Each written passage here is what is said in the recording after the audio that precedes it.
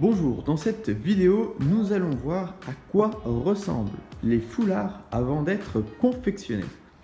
Donc on va voir 5 visuels différents qui ont été développés, qui ont été créés donc, par un client et ensuite qui ont été imprimés. Et donc là, c'est juste avant de les envoyer en confection. Pourquoi est-ce qu'on va voir ça? Simplement pour voir dans cette première vidéo l'espace que l'on a. Vous voyez l'espace que l'on a sur la bordure. Là, on la voit de manière très nette. Il y a à peu près 1,6 cm entre le début de la bande et la deuxième petite bande. Vous voyez que c'est une bande qui est irrégulière. Mais il y a à peu près 1,6 cm. Juste en dessous de la signature, ça nous fera un bon rappel. On est à peu près à 2,1-2,2 cm. Et donc dans une prochaine vidéo, je vous montrerai comment, une fois confectionné avec un rouleté machine, le foulard apparaît. Donc voilà, n'hésitez pas à vous abonner juste au-dessus pour pouvoir avoir accès à la deuxième vidéo quand elle sera publiée et voir ainsi la différence que vous avez entre le fichier fourni par le client imprimé. Là, c'est pour avoir un ordre d'idée, c'est des foulards qui vont faire 45 par 45 cm. Et vous pourrez voir ensuite, une fois confectionné, ce qui a été pris dans la couture. Sinon, vous pouvez également voir qu'en fait, lors de l'impression, pour des carrés de 45 par 45, on va imprimer sur une laisse qui fait environ 96 cm. Donc vous voyez, de part et d'autre, on a très peu de pertes. La dimension du carré permet vraiment de bien optimiser toute la laisse. Lorsqu'on va travailler des carrés de 90 par 90, ça va être la même chose, on va travailler sur la même laisse. On peut également travailler des laisses de 140 cm. À ce moment-là, les carrés, eux, feront 65 par 65 cm. Donc une autre chose qu'on va pouvoir apprécier ici, c'est la traversée d'impression. Donc vous voyez, à gauche, ici, on a le recto et à droite, on a le verso. Et donc vous voyez, on est sur un bordeaux. Et on voit que la traversée, elle est excellente. Une autre chose qu'on peut noter, c'est la signature du carré.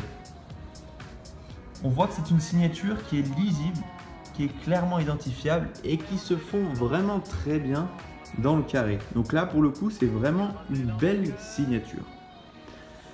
On va voir un petit peu les autres motifs pour voir les différentes traversées en fonction des couleurs. C'est quelque chose qui revient régulièrement, de savoir s'il y a des couleurs qui traversent mieux que d'autres, c'est le cas, mais vous allez voir aussi qu'on peut quand même arriver à avoir de bonnes traversées. Donc encore une fois, quand on est sur une impression rose, beige et noir, vous voyez à gauche, on va avoir ici à gauche le recto et à droite le verso.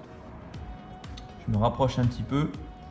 Vous voyez quand même que la traversée est vraiment très bonne et qu'on distingue vraiment très peu le recto du verso. Au-dessus, ça va être intéressant parce qu'on a du beige et du noir. On peut toujours voir que la signature est parfaitement lisible. Elle est très fine, c'est joli d'ailleurs.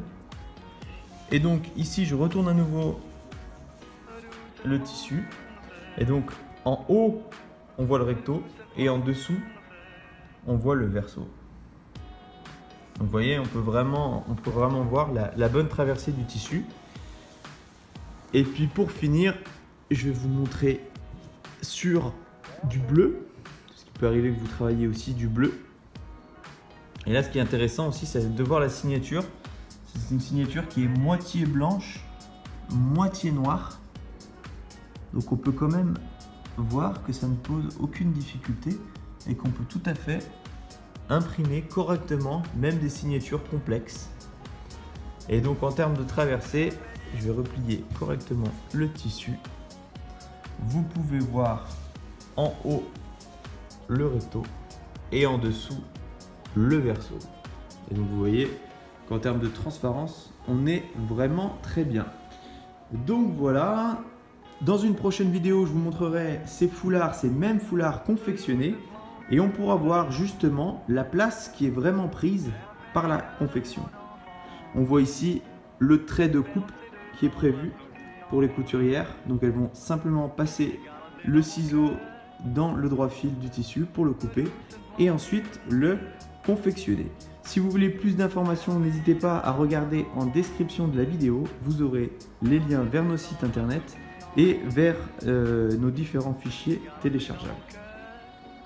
A très bientôt et n'oubliez pas, si vous souhaitez voir la deuxième vidéo, abonnez-vous à la chaîne ou bien laissez-nous votre mail dans le petit lien en description. Vous recevrez automatiquement la deuxième vidéo pour voir à quoi ressemblent ces carrés une fois confectionnés. Quant à moi, je vous souhaite une bonne journée et je vous dis à bientôt. Au revoir.